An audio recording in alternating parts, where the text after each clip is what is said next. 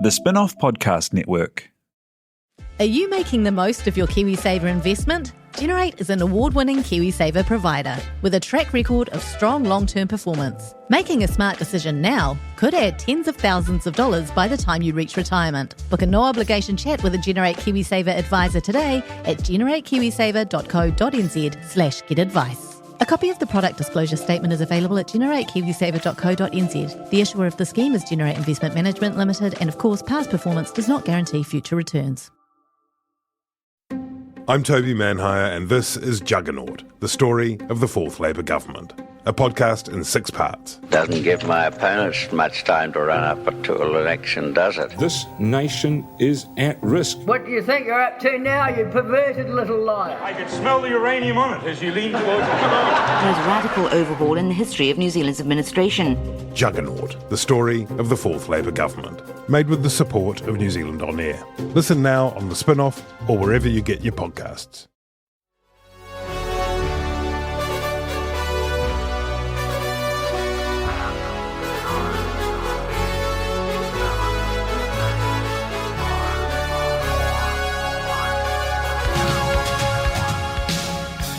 Kia ora tātou, this is Gone By Lunchtime. My name is Toby Manhire. There are 56 hours or so to go until polling starts. Annabelle Lee, nice to see you. How are you? Very pregnant. 56 hours to go, or more or less? Slightly more than that, but not much more. Wow. Mm-hmm. It's all coming together nicely. You've got a Hui special on Sunday morning. We were just talking about. May as well give it a little plug. Yes, Hui special, 1 hour election special, 9 a.m. to 10 a.m. just before our treaty partners on the nation. Very good, very good. Ben Thomas, welcome. How are you? I'm good. Ben Thomas is from Exceltium. You'll have a whole fresh crop of MPs to lobby soon in 50-something hours. Yeah, that's right. A lot of flashcards. A lot of photographs to memorise. What a session. What a session. No more being indifferent or rude to people that you don't recognise in the Corrie Lounge. Damn it. It's exciting times. Last night we had the final debate. TVNZ once again, Jacinda Ardern and Bill English and Mike Hosking sitting around an enormous ashtray. Yes. Like the ones that you have in the pub, like the a pub, Peter old Stuyvesant school ones. Peter Stuyvesant. Yeah, exactly. It's quite a beautiful thing. You could almost pick up Mike Hosking between your fingers and ash him out in the middle. Yeah. It felt a bit flat to me. It felt a bit like, it's hard to know whether one is projecting in these things, but it felt sort of a bit fatigued. I imagine they would be fatigued at this stage of the election, but what I really liked was the seated format. Yes. And having them in close, having Bill having to look at Jacinda into her beautiful blue eyes. I think it really changed the dynamic. Look me in the eye, she said. He seemed to have a lot of... look me in the eye. He seemed to be looking anywhere except there. He's done it all the way through. There were a lot of amazing close-ups of Yeah. Bill just sort of smiling to someone in the distance or his eyes darting around. And I really would have liked to see, you know how on the Hillary-Trump debates they had that split screen? So they showed reaction while the other person was They did split screen talking. in the first TVNZ debate, I think, when I watched back. But You're absolutely right, Ben. He really struggled in that setting, I thought, and often when the camera would cut away to him, there was a lot of awkward things happening in terms of his eyeline. He really didn't know where to look, and then, like you say, there'd be these awkward smiles off camera, and I thought that was quite telling because I think he is quite an honest, upfront person, and I think some of the lines he was having to run last night, even he was struggling to spit them out with a straight face to her face. You could someone should write a thesis on the eye contact, eye direction, sight lines of Bill English in the election 2017. Certainly, I mean, you watched the News Hub one in the flesh, didn't you? I did. And I saw I was there last night, but they didn't have any studio audience. I watched the first TVNZ one in the flesh, and it was striking just how little Bill English's eyes gazed over in any sense at his opponent, and I presumably that's part of the coaching, that it's kind of don't get lost into a direct, keep it straight ahead. Also, I noticed in his interview with Corin Dan on Q&A, there was a sort of amazing moment, and it's easy to overstate this, but when Dan challenged him on the fiscal whole lines and stuff, he sort of stared directly at Corin Dan's notes on his lap. You know, there was a kind of, those sort of eyelines, I mean, you know, yeah, interesting. It is, they're quite telling, I think. And what was interesting too is as the debate went on last night and it became more and more heated, the less he struggled to look at her, the more kind of worked up and impassioned he became, then he started to kind of eyeball her a bit more. Would anyone have changed their mind, do you think, Ben, based on last night? How did it play to you? I thought they had a great opportunity. You know, I'm not sure what the viewing figures were for last night, but the previous TV debates in primetime had gotten about 1 million viewers each. And, you know, we've seen those early voting figures where we'd probably expect, sort of around 100,000 people maybe to vote today. So there more was, than that, I should think. So there was definitely a lot to play for last night. I still feel like there is a bit of softness in that centre vote between National and Labour. Obviously, the polls are moving around a lot now. We don't know whether that's the methodology of the polls or whether it does actually indicate that people are undecided. But just anecdotally, still a lot of people don't seem to know which way they're going. So I think there was a good chance to pick up votes last night, and I don't think either leader took it at all. In a way that would have suited English better than Ardern, though, I guess, when you think about that poll, which we'll come to in a moment. I mean, did Jacinda Ardern have to do something big last night? Didn't she have to? I mean, God, I can't bear the fucking boxing analogies, but didn't she have to land a knockout blow? Blah, blah, blah. I mean, I don't like those analogies for a debate because they presuppose that you can do that in a debate. Now, because you know, look, that is a metaphor. You can't literally knock someone out in a debate.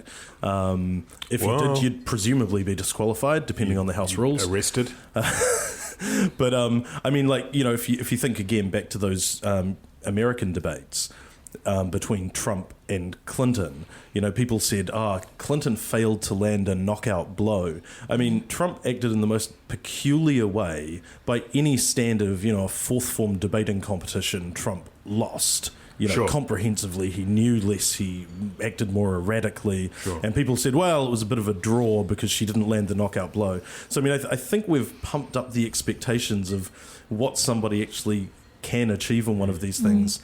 You know, in terms of leaving somebody floundering like a stunned mullet or, you know, gasping for breath or speech. Surely you'd flounder like a stunned flounder, wouldn't you? I mean, that...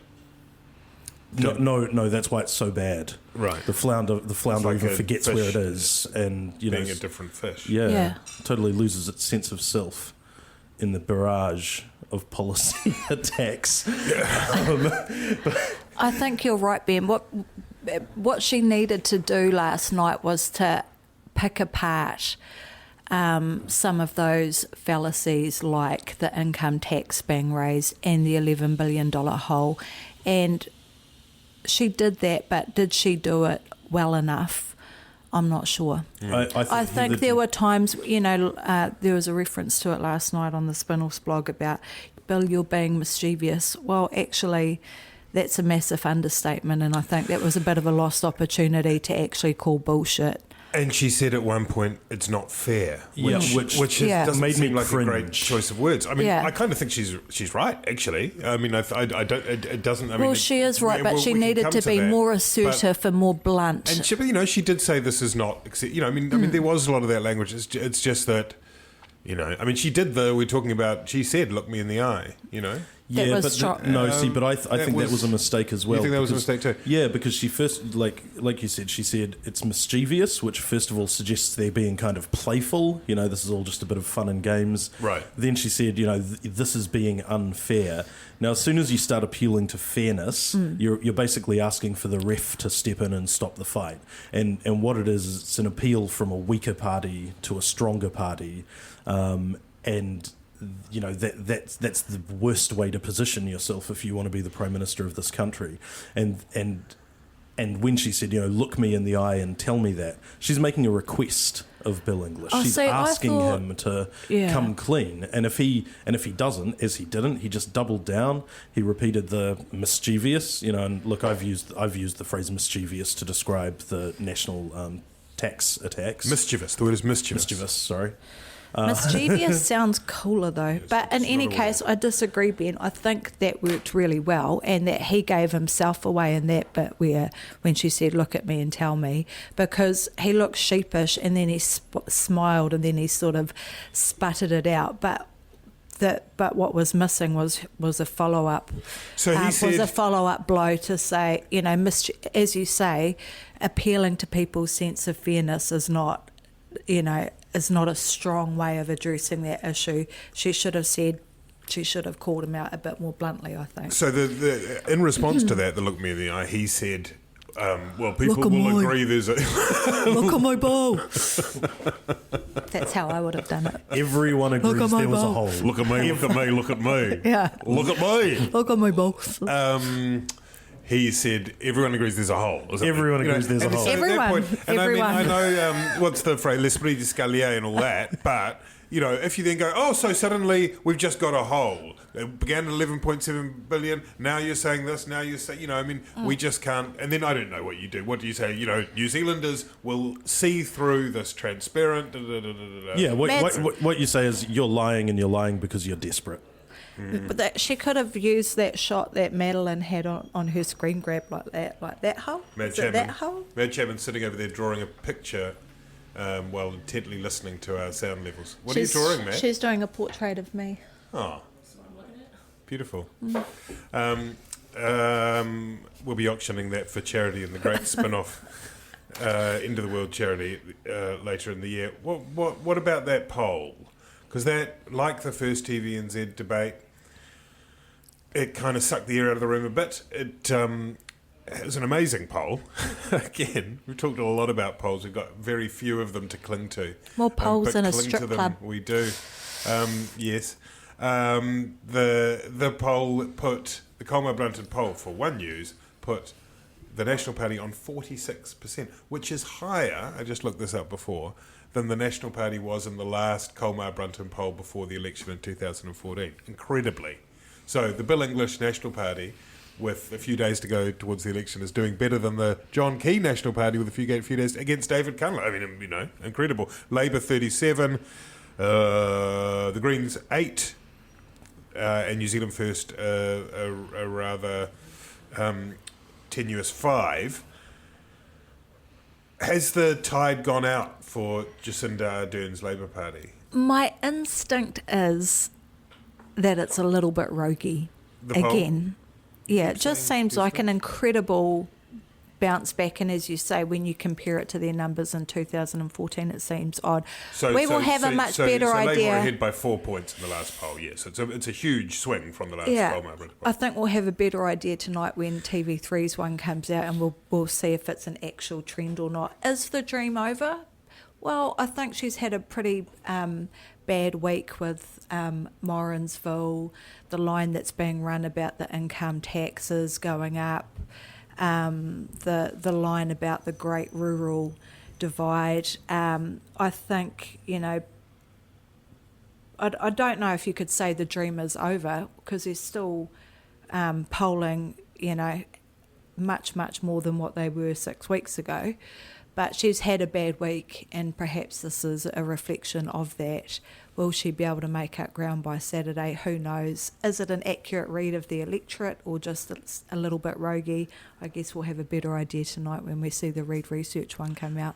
The 4 last polls, which includes the last Reid one, the Horizon, and the Roy Morgan poll, which we did hastily last night, just fast and dirty, averaging out, put National 42, Labour 39, Greens 7.5, New Zealand First 7. Does that feel more like where we are, Ben? What do you reckon? That sounds more right to me, and I think that reflects where the parties think they're at a bit better, I think, as well. Just in terms of what Annabelle was saying, I think that Labour really has been in a defensive crouch for the last week. Yeah. I've been desperately trying to get away from politics and watch internet content on YouTube. But before every video, a party political broadcast comes up for at least 8 seconds. Labour have obviously, and National as well, has been spending a lot of money on this stuff. But what struck me about the Labour ads is the one that I've seen most often is Jacinda saying we recognise that a strong economy is important. That's why we have a fully costed budget where all the money is accounted for that we can pay. And that's not playing to their strengths. Yeah. That's like Sounds defensive. It's like introducing yourself and saying, let me assure you, I do not cheat on my wife. Why would you raise that? Economic credibility is the first question in the mind of somebody who just wants to enjoy a cat video.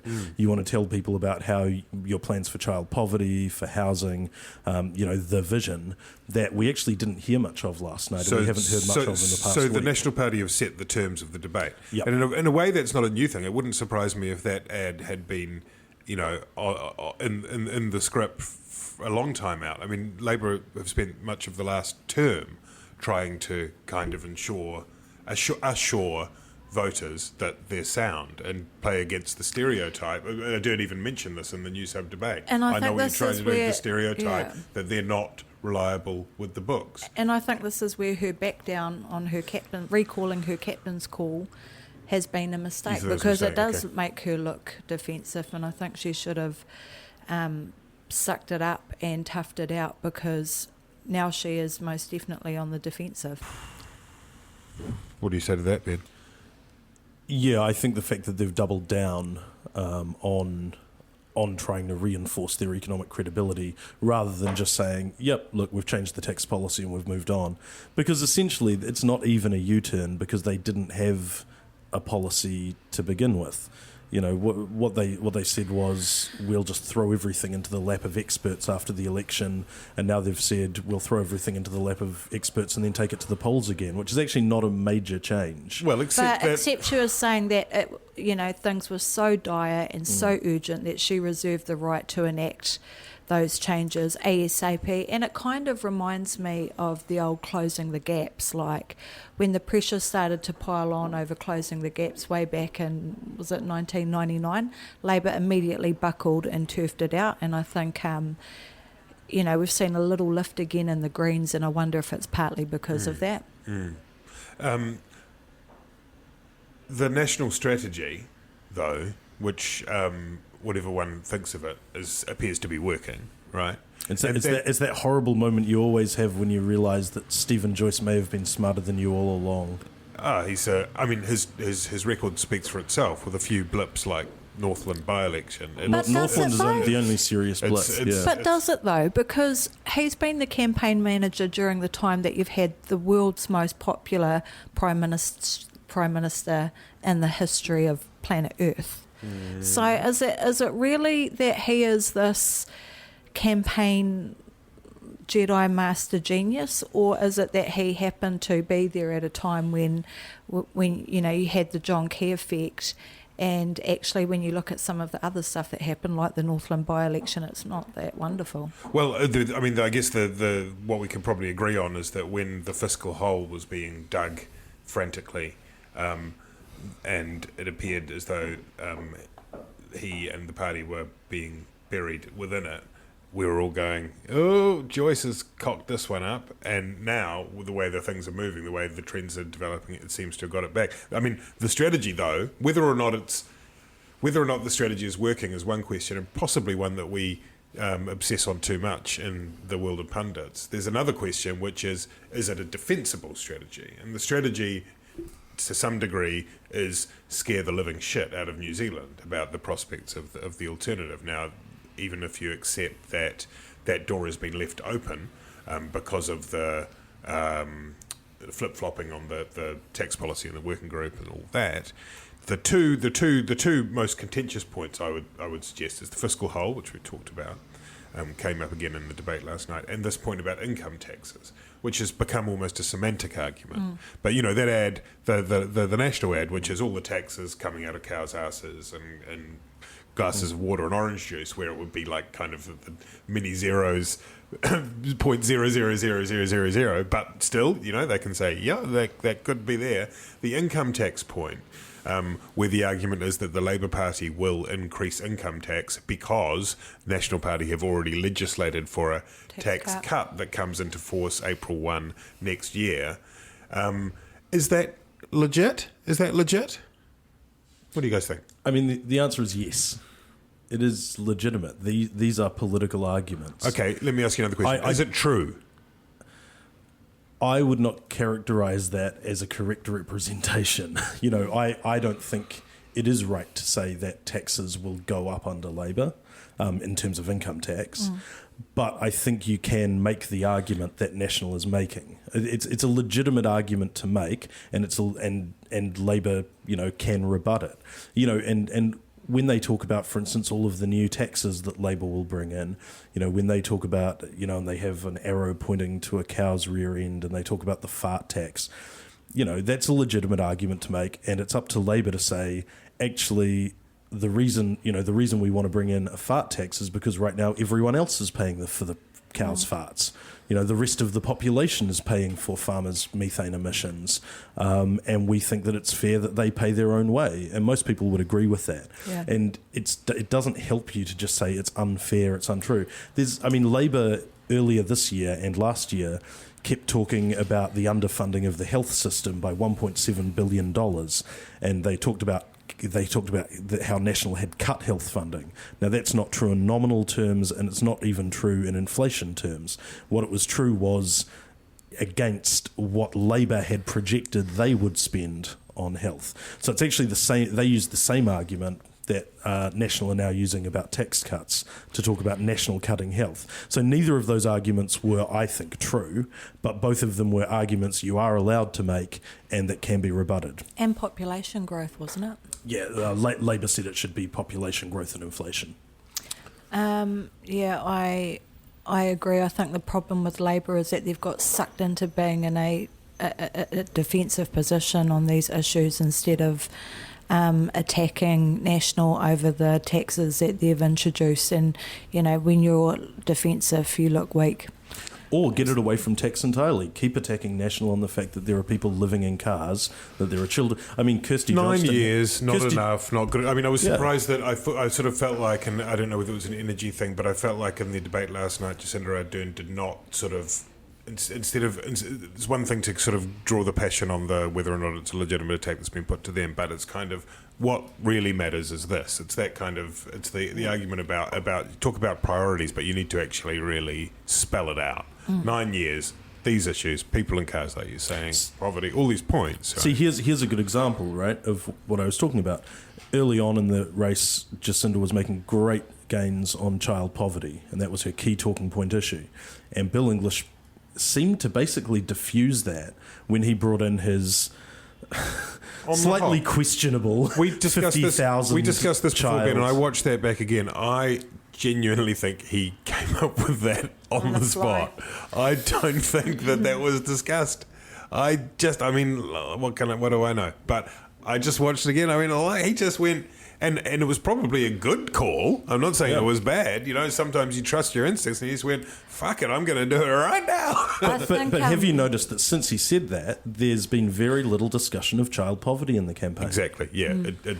I thought one of the interesting parts actually was the section on health, and that he just flip-flopped everywhere on that, like...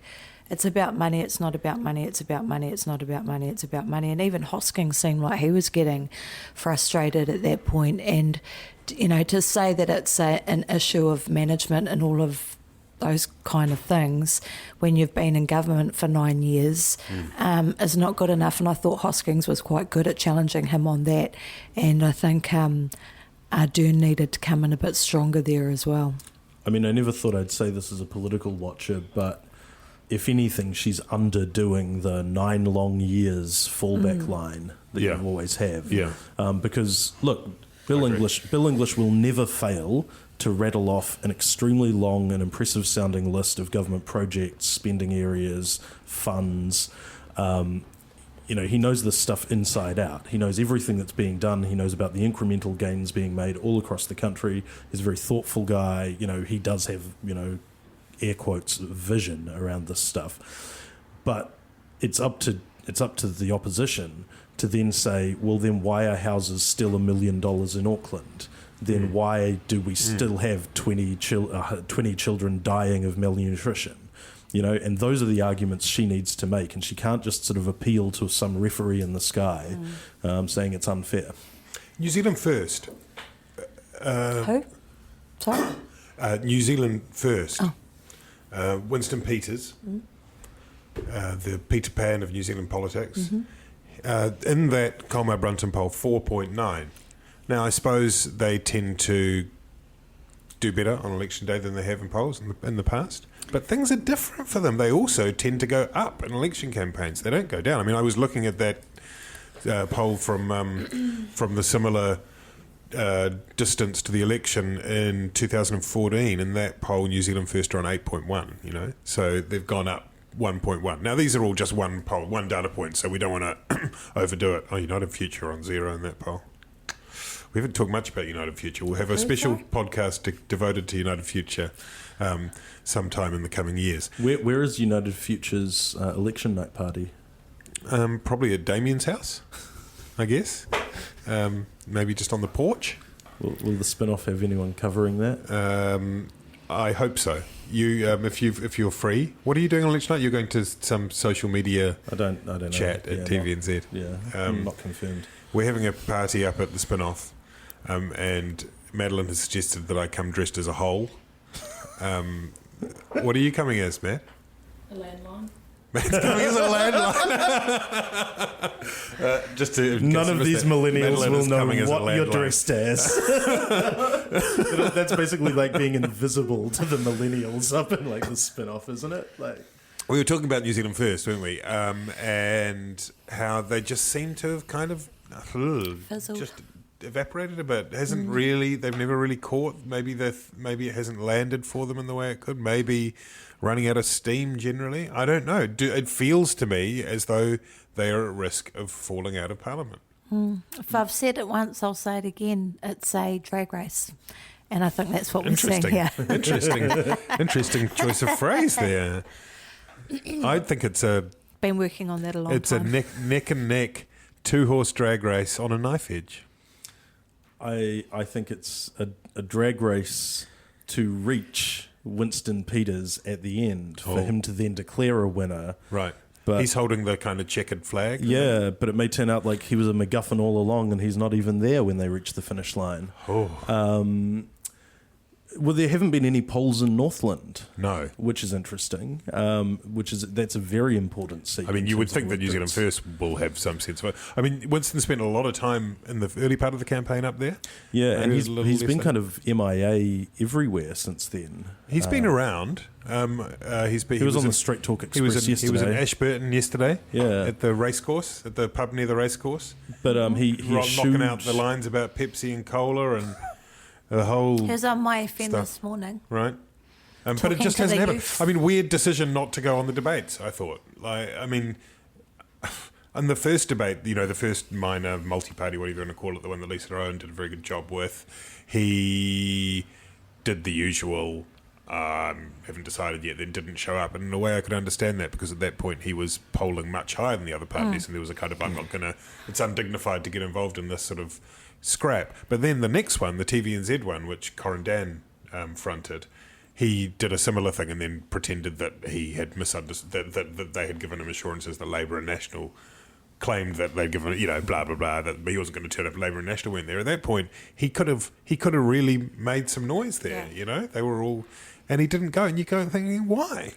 I imagine he'll be regretting that now. Perhaps because he didn't want to be challenged and have to provide detail about some of his policies, potentially. And definitely, I think a lot of what you mentioned before, almost an attitude, like a bit of a superiority complex, didn't want to be seen to be rolling around in the mud with Gareth Morgan and the Greens and so on. But I think,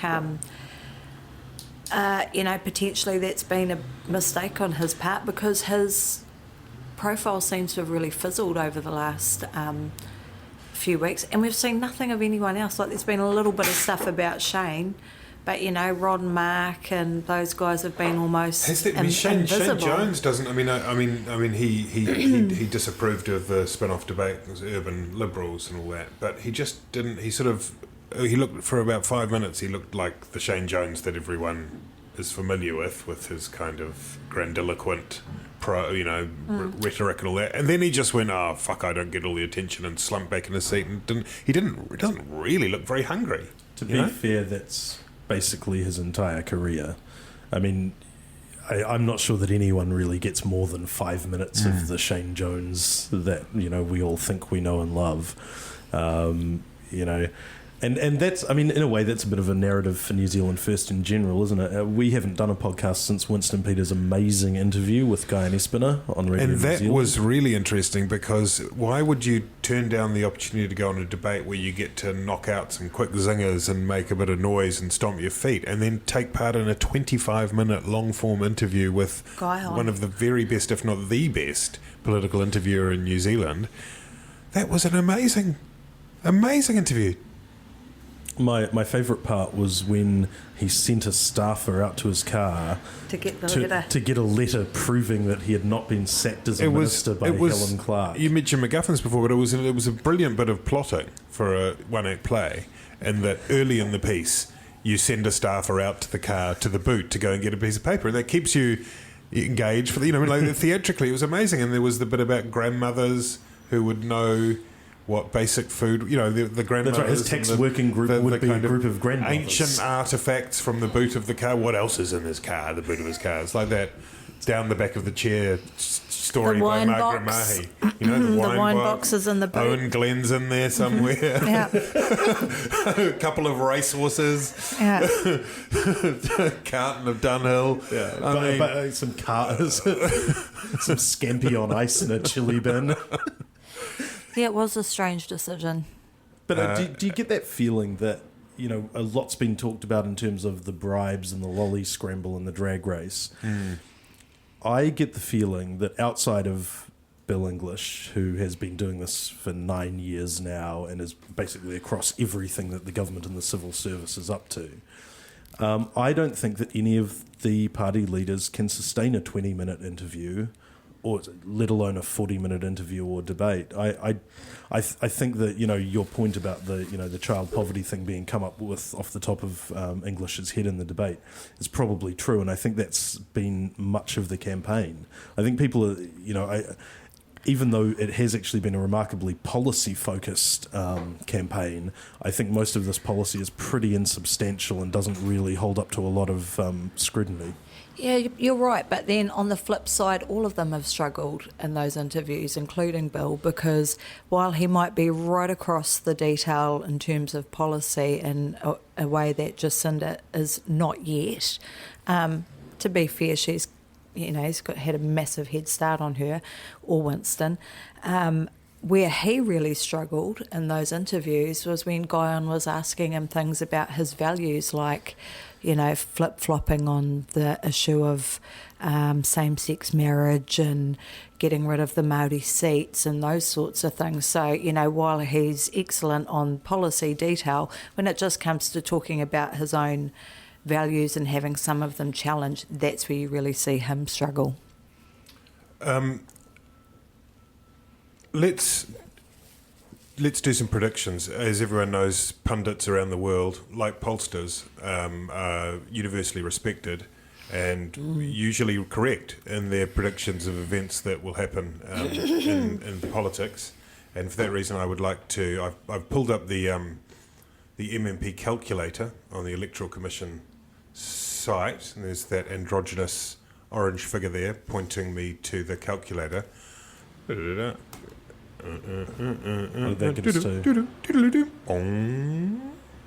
Waiting for elections.org.nz. Let me just see if I can. You might need to edit some of this out. Man, you edit really all of it boring. out. This is terrible. Should we go back? Should we Kill it. Actually, let's just pause for a sec. And we're back. We've used the Electoral Commission calculator to work out what we think are predictions, which are all absolutely guaranteed to be correct. Ben, what did you end up with? Well, from the calculator, I ended up with National 52, Labour 50 seats, the Greens and New Zealand First 8 each, Māori 2, Act 1 or 2. Right. Which would leave New Zealand First as Kingmaker, probably? Would leave New Zealand First Kingmaker by themselves with the Nats. Okay. Well, actually, no. See, this result doesn't seem quite right, because that would leave neither party able to form a two-party coalition. Mm-hmm. They'd need New Zealand First plus others, which doesn't strike me as quite intuitively right. So I might have to go and look back at my numbers again. No, it's perfectly plausible, and definitely correct. But I think the key thing is that we won't probably know who the government is on the night. I think that's a good point. There's a high likelihood that specials will come into play more than normal, and I know this because I had a conversation with some of the Electoral Commission yesterday about the advance votes where someone goes in and rolls at the same time as they vote are not going to be counted on the day. So they've changed the rules. Parliament, I think, changed the legislation that means that they can start counting advance votes on the morning of September the 23rd. So on Saturday morning, while those of us who vote on the day go to vote, there will be people counting the advance votes, which already number, how many are there so far? I mean, 674,000, right? So there were 717,000 last time. There've already been 674,000 with 50-something hours to go. So it's going to get up high. Those votes will be counted. But the people who, in the last week and a half or so, who have gone and enrolled at the same time as they have voted, or in the same burst, their votes will not be counted. So their votes will not be counted until specials. They're special votes rather than early votes, and those votes you would expect to skew towards the centre left because they're new enrolments, and that's what the numbers tell us. So there's every likelihood, a reasonable likelihood that you could see, if it's close, that you could see them coming back. It's also a reasonable possibility that if the Greens there or thereabouts 5, that specials could be crucial. Yeah, although I think probably important to note both the polls that we're looking at now, and I would assume our predictions, we are taking into account, we're thinking about the final result, not the preliminary result. Absolutely. But that preliminary result. I had an argument with Mike Williams about this, where he sort of said the Greens would poll better than they are now on the night because of special votes. But of course, polling by the firms doesn't actually distinguish between when your vote is counted. I think we're assuming that we're talking about a final result rather than polling for a preliminary result. But certainly it's going to be interesting. The other thing, we'll come to Annabelle's prediction in a second. The other thing for people watching the election, whether it's on News Hub or Ben Thomas's social media coverage, or the spin-off, which we'll be having, as I mentioned, our party, and we'll be doing a few pieces, knocking them out through the night, and a Facebook Live as well, is that the results are going to come really fast. We're going to have approaching somewhere near half of the votes are going to come in within the first 10 minutes, potentially, 10, 15, 20 minutes. They'll start loading them in immediately in the different booths, and so it'll be like kind of accelerated, which is sad in a way, because part of the theatre of election night is watching the people, talking heads, filling space. That's right. And I sort of feel sad that we won't get that, because they'll be on air and then boom. Is that right? Yeah. What does that mean? Does that mean we're all going to be off air and in bed by 8:30, all cup of tea? And depends how close it is. Depends how close it is, and there's the seats that kind of come back and forth with a few, the Māori seats especially, which take longer because they cover such a big wide area. range. Tai Tokido was great last time because Hone was ahead, then Calvin was ahead, then Hone was ahead, then Calvin was ahead, and then the rest is history. And I mean, I guess if those early results show that New Zealand First are hovering around the 5%, or the Greens are hovering around the 5%, then that becomes, then it starts getting important later in the night as to whether Winston has won Northland, and what the specials will mean, because specials do tend to bring the greens up basically to where they should have been. Yeah. And then we've got the if it is super tight around that area, there's also the possibility of a full recount, which would take 2 or 3 days at least, versus doing electorate. But it would need to be super close for that to come to fruition. Annabelle Lee. Mine are just like Ben's, basically, except a little bit of wiggle room between the Greens and New Zealand First. Why don't I do the Māori seats? Why don't you read us what you've got first? Okay, I've got National 52, yep. Labour 49, yep. Greens 9, New Zealand First 8, Māori Party e rua, toko rua ngā tāngata, and Act 1. So what is that? Where does that? Oh, you've got. I failed school C maths. I don't know what any of it means. So it's a problem. You're very similar to Ben Thomas. We have a convergence. So yes, but my Māori Party ones are different though. They're made up of 2 different people. Well, tell us about that. Lead us into you're going to say that you think that, surely Te Ururoa is safe? I think Te Ururoa is safe, but just going back on what happened in 2014, I'm just trying to spice things up here, people. I'm trying to make it a bit sexy and not so predictable. What I think potentially might happen is what happened in 2014, where we see the Māori Party's Te Tai Hauauru candidate polling ahead, but then on election day, Adrian Rudawhi took it out. I think we might see that again this year, but I think they might get enough party vote to get Marama Davidson Fox back over the line. So we may see another Marama and Te Ururoa combo again. Of course, if Howie does win Te Tai Hauauru, it's more than likely lights out for Marama Fox. She's number 1 on the list now. She's number 1 on the list. Because if Howie Tamati were to win, and Te Ururoa for some reason collapsed, then she would go in ahead of him on that. My prediction is National 58 seats, Labour 51 seats, Greens 8 seats, Māori Party 3 seats, Ooh. Act 1 seat, New Zealand First Gomburger. Wow. Big call. Wouldn't that be exciting? That would be an exciting result. It would be interesting. It would be very interesting. Probably wrong, but... Imagine if that were to happen. Well, it's happened before, hasn't it? It has happened before. It's happened before. Happened in 2000. Sounds like the predictions of a 2011. Shiny trousered Wellington fart blossom. It also happened in 2002, sort of, because was it 2002 where New Zealand First went under the threshold, but because 99 rather, and Winston Peters held on to Tauranga. So they did drop under the 5 at that point too. Do you think? Has anyone got any final thoughts before we sail off into the unknown? Do you think there is time? My last thought is there's been a lot of things happen in this election. I think that it's been broadly, you touched on this, Ben, I think it's been a broadly decent as far as elections go. There's been policy discussion, some stuff that's savoury, some less so, but compared to 2014, people have talked about issues. People do have, as Bill English reminds us, a clear choice.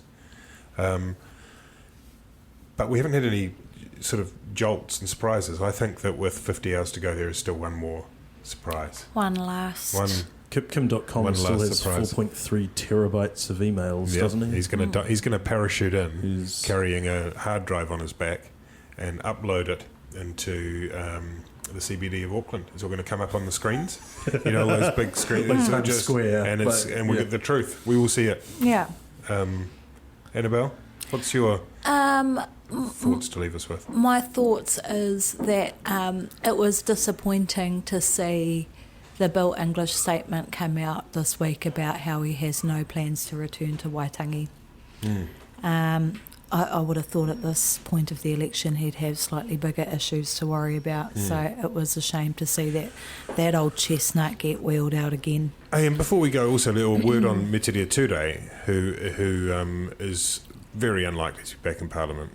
She's just standing in her seat in Te Tai Tonga. We will be with Metiria on election night. Our reporter Rewa Harriman is going to report from Metiria's shindig that evening, so we will have her response to the results on Sunday morning on our program. Do you think that Bill English would have made the commitment he did on child poverty, whether it would have been indeed in the foreground as an issue if she hadn't taken the stand she did? Good question. Perhaps not. I don't know. Ben, your concluding thoughts for us on the election 2017? What a wild ride it's been. Look, a lot of people are going to be pretty disappointed tomorrow. New Zealand First, the Greens would have been looking at high double digits results, or high teens results at least, at the 10 weeks ago, even 8 weeks ago. National and Labour have a lot of reasons to be happy, whatever happens. Bill English is really growing during the campaign. I think, in the words of American commentators, this is when he became Prime Minister. I think Jacinda Ardern has really revived Labour to a point which none of them could have hoped for or even dared dream of. Whether they're in opposition as, again, re-established as a large party in the high 30s. With a host of new people that would come in if they even on some very welcome replenishment, and in a strong position against what will be probably a fourth term government that will just have to start looking pretty rickety. But I think really the real election victory is the time we've spent together and the journey. Definitely, it's been beautiful. Thank you for that, Ben. That was very nicely put. We will return and talk again, but for now it's ka kite anō. Thank you, Annabelle. Thank you, Good Toby. luck. Good luck, mate. Thank you. Ben and I will be by your side in the when you. You got to be my Labour, support people, if that's helpful. Yeah, absolutely. It takes an entire internet to raise a child. That's right. If there's some of that laughing gas, that's good shit. We'll get into a bit of that. Yeah. Thanks, Madeline. Mad Chapman, twiddling the knobs for us and generally being an excellent person. Read her material on the spinoff.co.nz, News.zb. And follow this her is on Twitter. News.zb. It's been fun. We'll catch you again before long. Fired up, ready to go. Fired up, ready to go. Fired up, ready to go. Fired up, ready to go. Fired up, ready to go. Are you curious about how business can be better? I'm Simon Pound, and I host Business is Boring, a podcast where I kōrero with some of the most interesting people in entrepreneurship, commerce, and making things happen. Tune in to Business is Boring every Tuesday, brought to you by the Spin-Off Podcast Network in partnership with Spark Business Lab. Do you find it hard staying optimistic with all the financial news in the media? I'm Bernard Hickey, and on my podcast, When the Facts Change, I'm here to help you navigate the ever-changing landscape of economics in Aotearoa. So join the conversation every Friday on When the Facts Change, brought to you by the Spin-Off Podcast Network in partnership with KiwiBet. The Spin-Off Podcast Network.